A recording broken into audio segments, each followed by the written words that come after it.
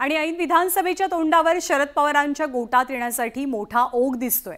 शरद पवारांचे एकेकाळचे विश्वासू सहकारी असलेले रामराजे नाईक निंबाळकर सुद्धा आता पवार गटात परतीच्या मार्गावरती असल्याचे संकेत मिळू लागलेत। राष्ट्रवादीतल्या बंडानंतर अजित पवारांची साथ दिल्यानं रामराजेंवरती बरीच टीकाही झाली होती। आता लोकसभेत वारं बदलल्यानंतर रामराजे मोठ्या पवारांच्या पक्षात परत येण्याची दाट शक्यता आहे।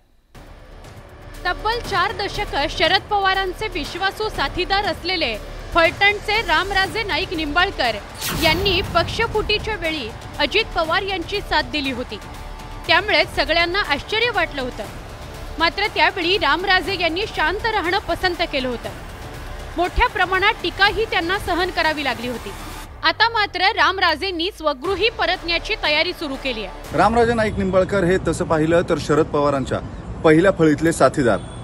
मात्र अजित पवारांनी शरद पवारांची साथ सोडल्यानंतर सगळ्यात आधी रामराजे त्यांच्या सोबत गेले, जो शरद पवारांसाठी सुद्धा मोठा धक्का होता। निवडणुकीच्या तोंडावर रामराजे पुन्हा शरद पवारांच्या पक्षात सहभागी होणार आहेत। त्यासाठी त्यांनी शरद पवारांची 2 वेळा भेट घेतली।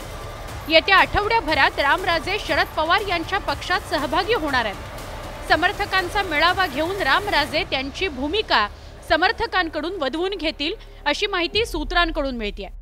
आता रामराजेंनी थेट अजित पवारांवरच तोफ डागली आहे। अजित पवारांचं गट सोडायचं कारण ही लोकसभेची निवडणूक असल्याचे जरी ते सांगत असले तरीही राजकारणाचं वारं कुठल्या दिशेला वाहतंय हे त्यांनाही उत्तम समजतंय।